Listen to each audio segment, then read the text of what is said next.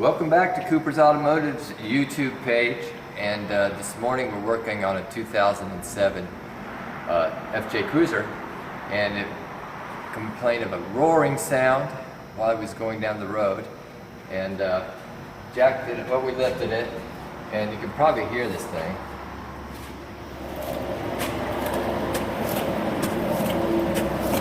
So we got a wheel bearing that's bad.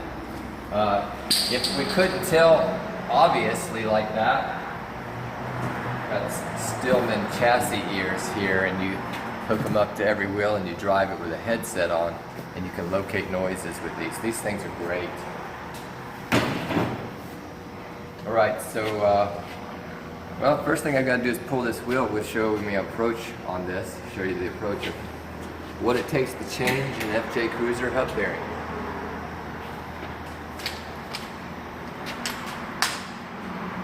It does have a wheel lock on this one.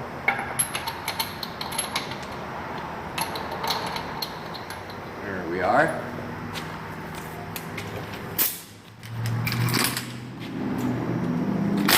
Make some noise.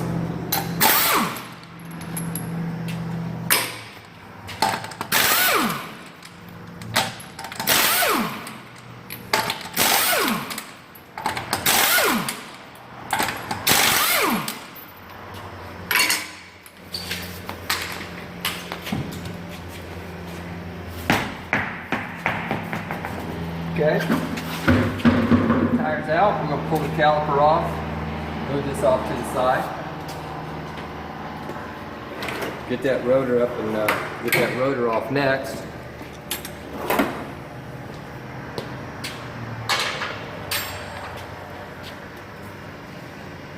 We always hope things go smooth, they don't always. We're going to have this rotor, or this caliper disconnected here. We got to take this little clip out of the brakes right here. There we are. I believe if I read the procedure correctly, that the whole spindle assembly has to come out.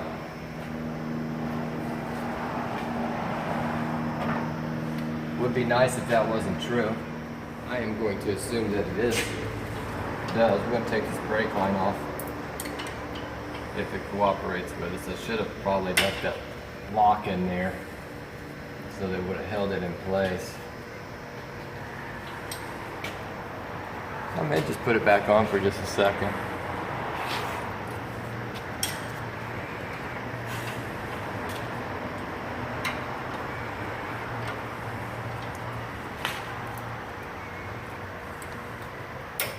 Yeah, get that in there.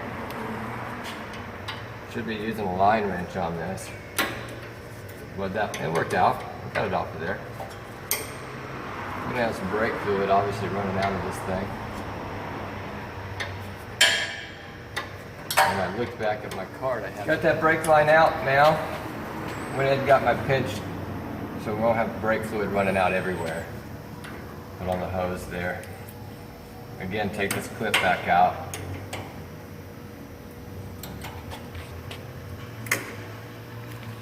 Here we are. There's your hose out of the way. We're going to get this caliper out. We're not going to worry about hanging this caliper up because we're just going to set it on the ground.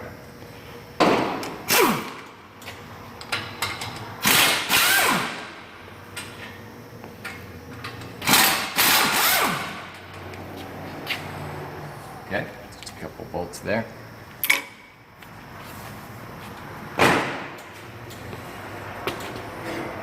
Slide our caliper out,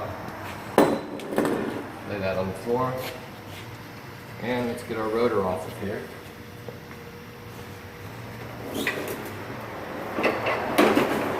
Should be able to give it a little bit of shock. There we are. Yep. Rotor out of the way.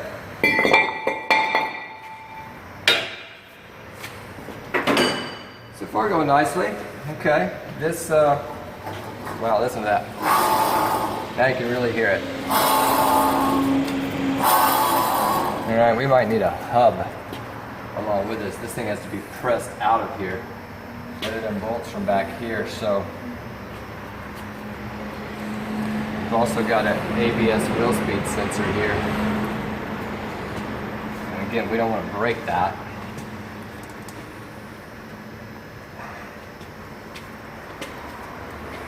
Get a flashlight, I'll show you that. Right here. It goes in, it unplugs right there, but you pull that hub out and you wiggle too much, you'll break that magnet. So I'm going to try to take an Allen down inside that and remove that sensor. Okay, so we're going after that. And I did not bring Allen wrenches over here, so I'm going back to grab those. It's a long reach here. Long reach Allens. And this is Carlisle. No, this is old Harbor Freight stuff. I believe that's the one.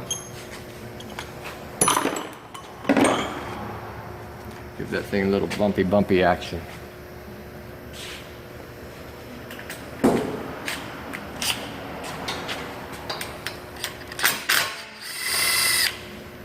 All right.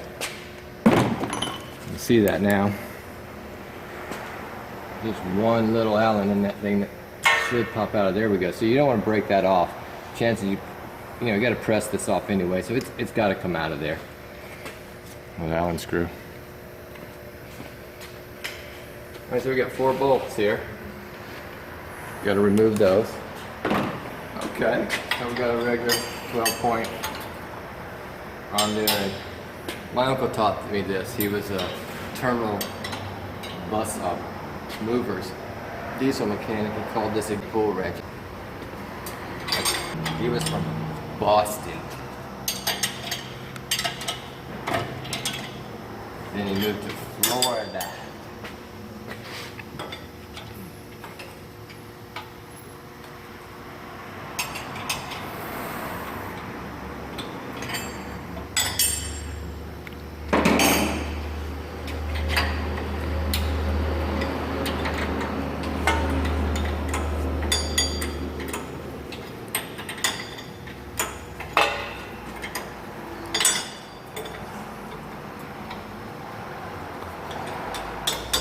Sure that thing will pull right out of there.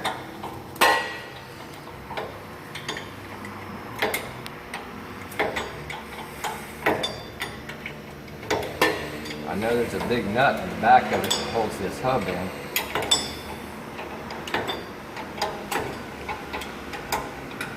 That much I do know.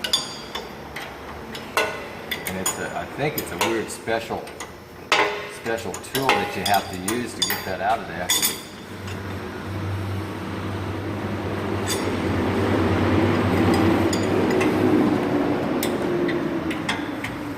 It really would be nice if it comes out this way. If not, my instructions are telling me I got to pull this, pull the ball joint, upper and lower ball joints, and remove the whole knuckle assembly.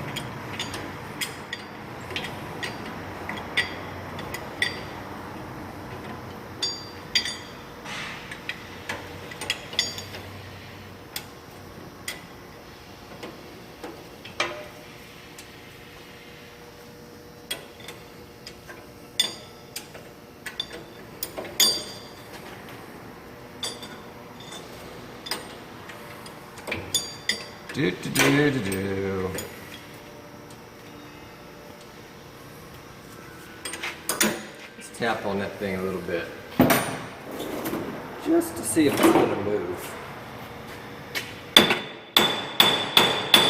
Yeah, she's going to come out of there nicely. Come out of there really nicely. I'm loving it. Great when a plan comes together.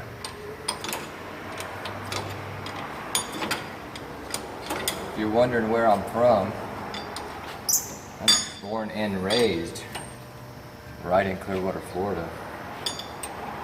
So if you're noticing any accent, it's fake. I'm just playing.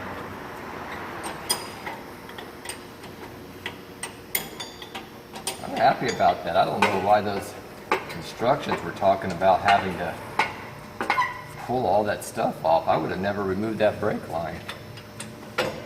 Sometimes our information, they call it We used to kid around. It's called All Data, Mitchell on Demand, Pro Demand.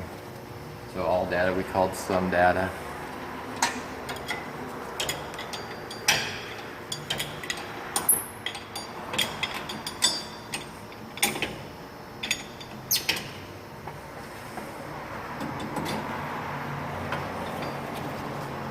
What do you think, David? Looking good? I don't know. Cameramans don't talk.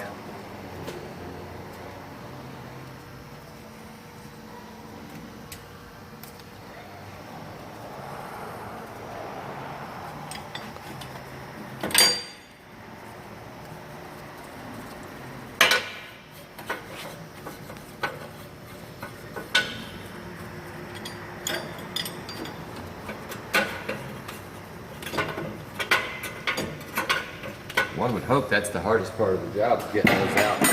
I know better.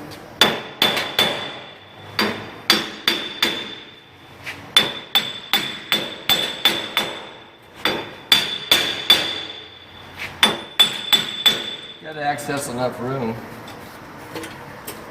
Those bolts actually back into this hub.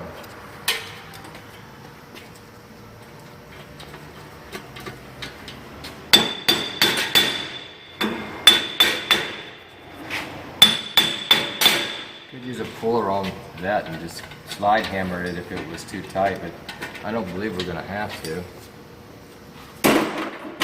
We might give it a little pry bar action here and see if that helps us out a little bit. Coming around that thing a little evenly. That's working.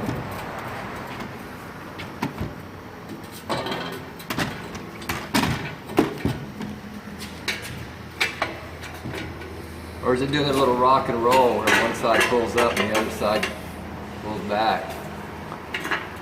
I'm getting so far and I think I'm falling on the floor. Listen to that.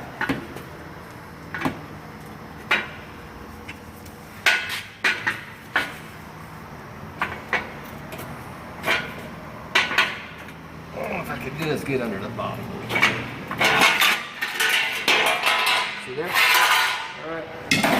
Well, 10 shields out of the way. There's a bearing. Actually, those will not come all the way out. There's a hub's on there. There's that bolt.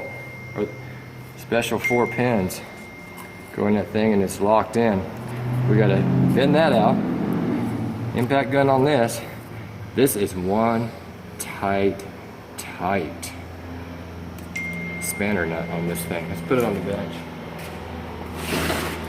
We'll set it right here.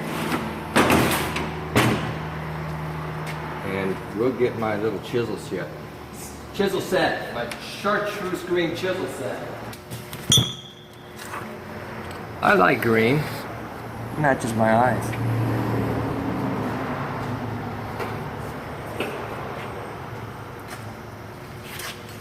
Let's get this thing tapped up here.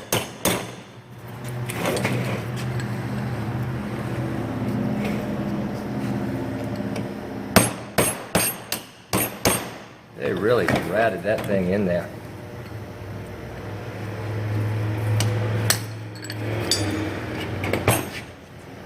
They really did.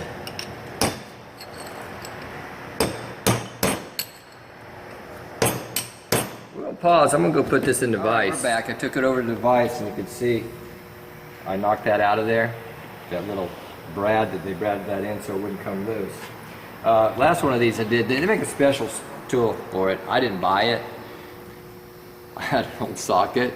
I welded 4 little punches on this thing and made this tool myself. This is a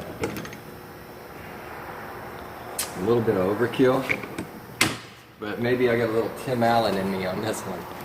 We got the big daddy here. You know, we got the little chinky chisel gun, you know, and this right here. This will break your arm off, being careful. So, I'm gonna watch this. Okay, got to be loosened. I actually loosened this up already, guys. Okay, just like that. I'm gonna try to get a new one of these. If I can't, I can probably reuse this one. stuck on my tool. It's all good. We need to put it back on. We'll just place it right there. This has to be pressed down to get out of there. So again, I'm gonna go. We're gonna pause the video for a little bit, see if I can get my press set up, and see if I can show you, see if I can even press this out. If not, I've got a guy that owns a rear differential shop across the street, and I have him press it out and press it back in. All right, we're back. Had to send this out to the differential friend shop and have that bearing pressed onto this. We did that. Then you just turn that nut on with that tool I showed you that I made, and then you rat it in 200 foot-pounds on this. So we're going to start putting this back together. This back tin shield goes on. Got a little dimple in it, so it only goes on one way. Line all this stuff up. Start all your nuts first by hand. See how this works out. It's kind of nice to have the dimple in the back plate. You can't put it on wrong. So keep wiggling stuff around till we get something down.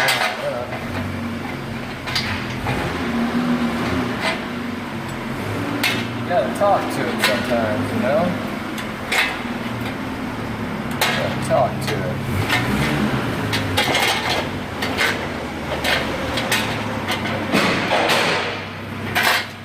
Let's do it like this.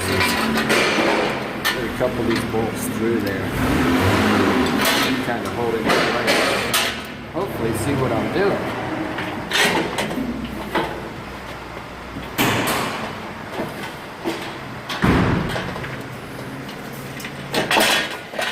I thought I had it going.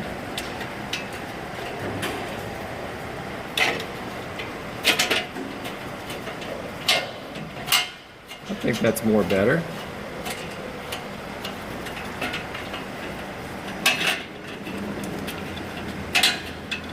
Get them all started good. I put some white lithium grease down inside that to help it just kind of go a little easier. Or a 17mm wrench. Start running these things in.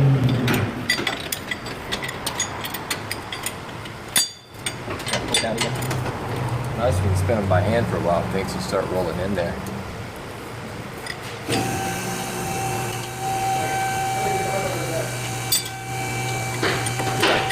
Get this fella back on the road.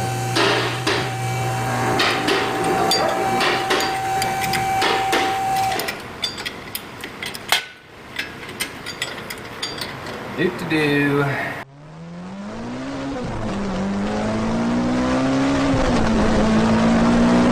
do have torque specs for these four little bolts. It's 80 foot-pounds. So it's going smooth. This is working out really well, guys.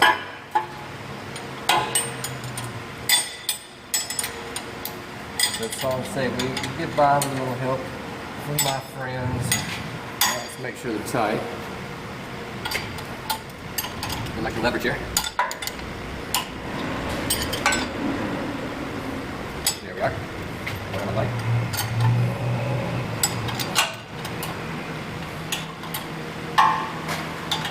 Alright, that's good. They're all on, they're all tight. We've got a little wheel speed sensor set in the back here. Make sure we put that back in, and our little Allen on the little Allen screw. Here it is. Put that on there. If you want to see this, here we go. It's our little wheel speed sensor. Very good. Then our rotor. Rotor back on. And our caliper lined up.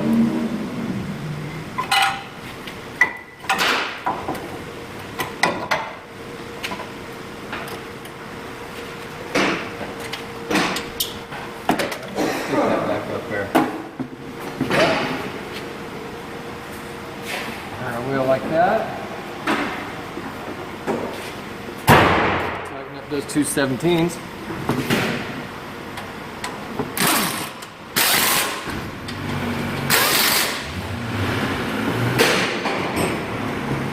The brake line. We'll have to bleed the brakes out.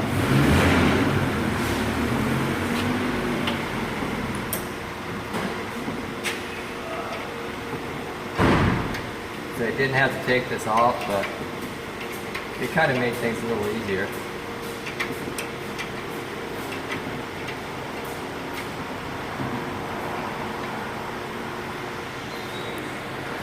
Okay. Cap off a little pinch line that I used on the brake line. I don't like to do that. Never had an issue. These little round ones work really well. Radiator, whatever, just stop fluid from running all over the place. We open our bleeder up. Probably gravity bleed this thing for a while when it run out. That's it. So that's a front hub bearing replacement. Toyota FJ 2007. Thanks for watching and tune in again. And don't forget to subscribe.